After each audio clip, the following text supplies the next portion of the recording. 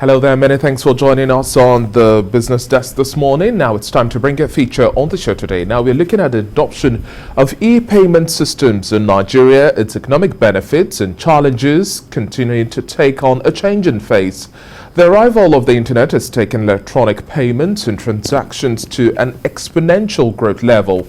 Now consumers can purchase goods and services from the internet and send unencrypted credit card numbers across the network, which do not provide much security and privacy. But a wide variety of new secure network payment schemes have been developed as consumers become much more aware of their privacy and security. The benefits of e-payment are unquantifiable in that it would galvanize Nigeria into a cashless society and elimination of fear of the unknown. Though e-payment is faced with challenges like increased public accessibility and acceptability, lack of uniform platform being operated by the banks, lack of adequate infrastructure, and some issues around data security with the proper use of e-payment systems. Some area of corruption, which is also a cancer in government arena, is also expected to be holistically addressed when we look at some of the penetration of digital payment solutions and transactions.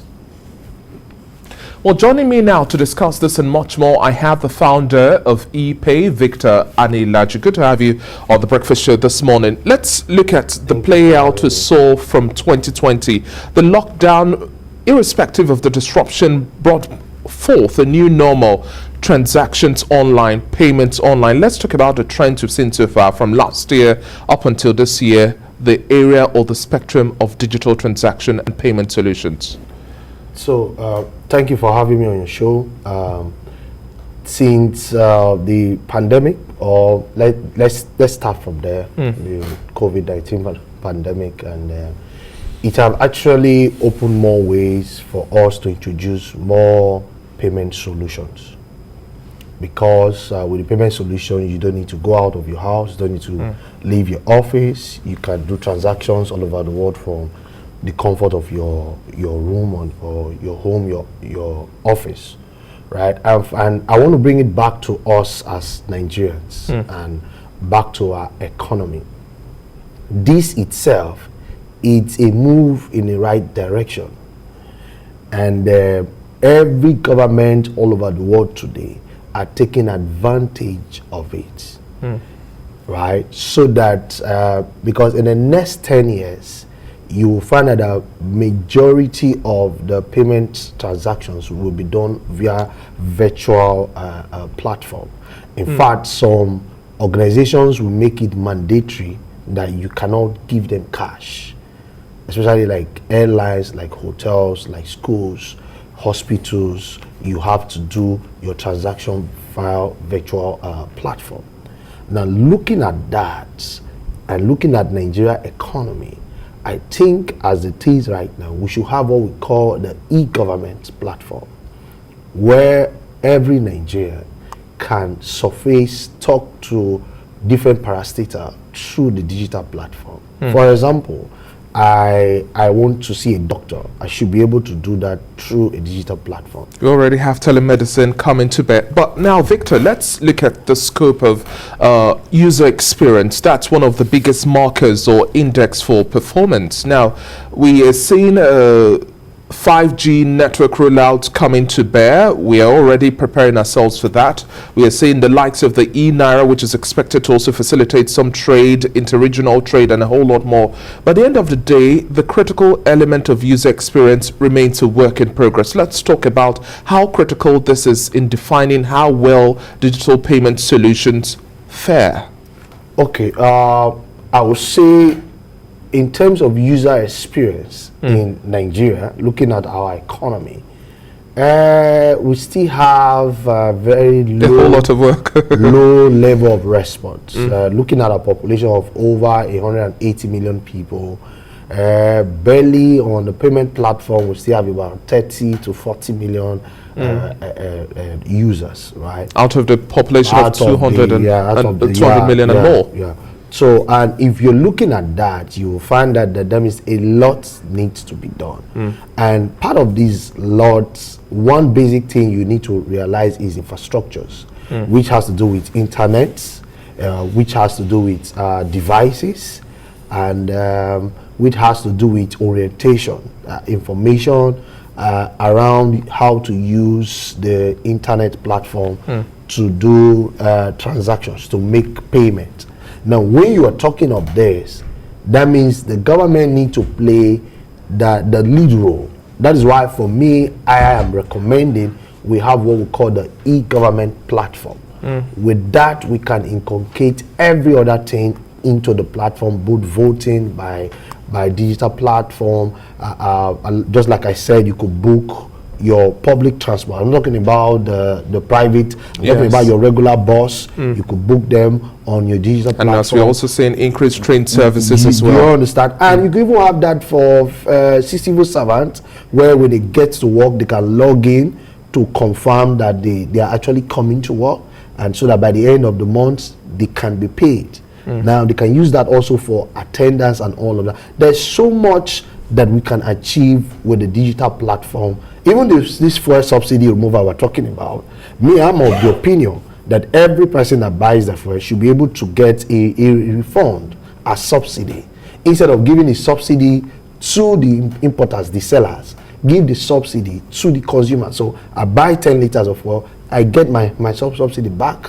So here you're talking about incentives that we can have to increase the adoption of e-payment solutions. So what I'm trying to say is that if there are benefits, you will drive in users. If I know that if I go through this platform and get my fuel, at the end of that transaction, I get my subsidy back, I will want to use that platform. Okay, let's talk about the area of data security as well now. The prospect of digital payment and financial services solutions is quite vast. We're looking at the year 2022, but another area of work in progress is data security in Nigeria, especially as customers or consumers have to provide the data.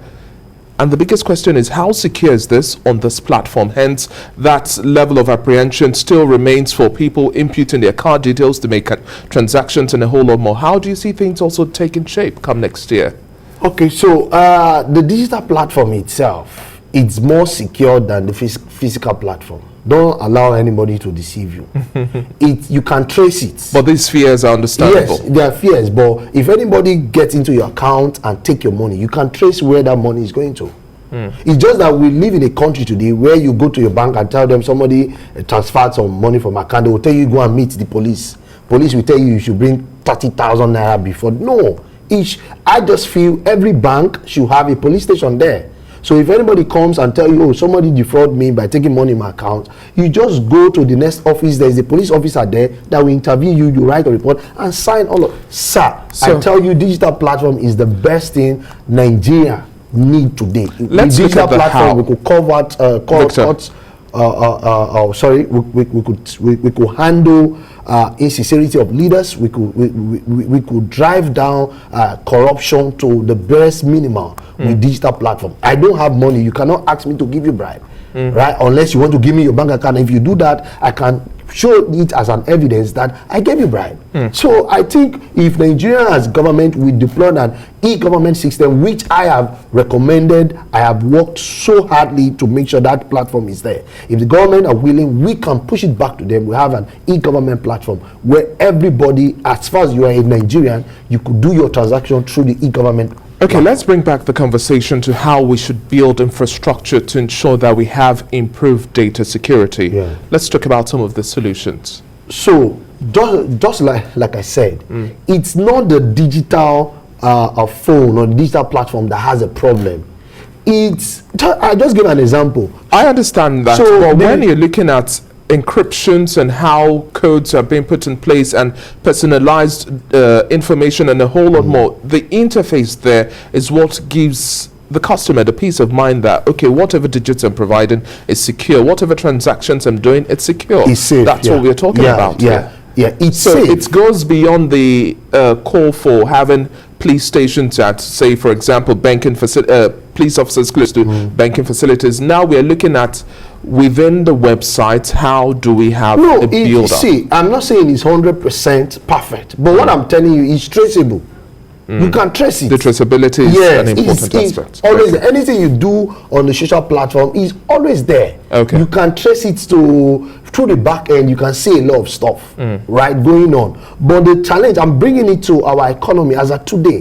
The challenge we are having, for you to trace somebody who defrauded your account, you need a police report, A working system. Yes, and to get that police report, they require you to pay some money. Why do you have to pay that? Okay, Victor. So it's no more of the digital platform that is having problem. It's more of the administrative system Elements, that yeah. we are working with. But for the digital platform, I could tell you, every nation all over the world are working seriously to have a proper digital platform. But it's just that for us, we're a little bit laid back, and which is not supposed to be.